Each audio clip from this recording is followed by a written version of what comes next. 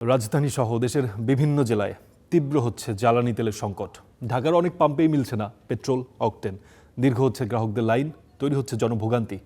সকাল থেকেই রাজধানীর বিভিন্ন ফিলিং স্টেশন ঘুরে দেখা যায় অধিকাংশ পাম্পে জ্বালানি তেল নেই বলে জানাচ্ছেন মালিকরা। তারা বলছেন ডিপো থেকেই চাহিদার চেয়ে কম তেল সরবরাহ করা হচ্ছে। রাজধানীতে অল্প যে কয়েকটি পাম্পে তেল আছে সেখানেও দেখা গেছে দীর্ঘ লাইন। চালকরা বলছেন দীর্ঘ সময় অপেক্ষা করেও তেল না নিয়েই ফিরে যেতে হচ্ছে তাদের। পাম্প ঘুরে দেখা গেছে পেট্রোল ও অকটেনের সংকট থাকলেও ডিজেলের তেমন কোনো সংকট নেই।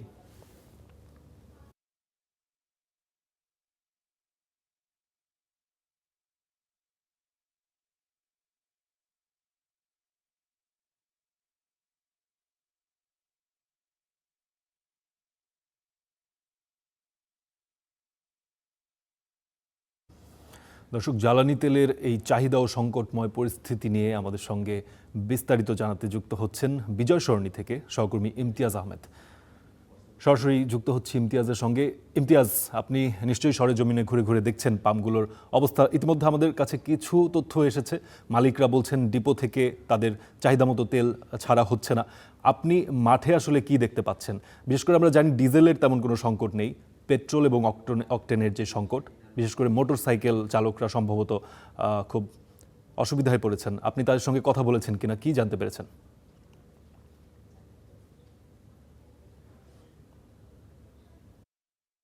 নিজেও হয়তো মোটরসাইকেল চালান, আপনি নিশ্চয়ই বুঝতে পারছেন যে আসলে মোটরসাইকেল চালকদের কি পরিমাণ দুর্ভোগ এবং কষ্ট পোহাতে হচ্ছে। আমরা সকাল থেকে তেজগাঁ এবং মহাখালীর বেশ কয়েকটি ফিলিং স্টেশনের খবর জানাচ্ছিলাম। সেখানে আসলে পেট্রোল এবং অকটেন টোটালি বন্ধ ছিল। আসলে তাদের মজুতেই কোনো ধরনের পেট্রোল কিংবা অকটেন ছিল না, তারা দিতে পারেনি। তবে এই মুহূর্তে আমরা রয়েছি বিজয় সরণি ট্রাস্ট ফিলিং স্টেশনে। এখানে পরিস্থিতি কিছুটা ভিন্ন।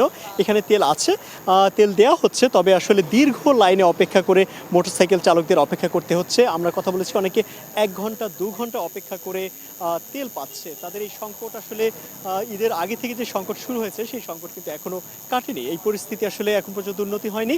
আরেকটি কথা আপনি বলছিলেন যে ডিজেলের সংকট নেই, এটা হ্যাঁ আমরা দেখেছি বিভিন্ন পাম্পগুলোতে ডিজেল যথেষ্ট পরিমাণ দেওয়া হচ্ছে।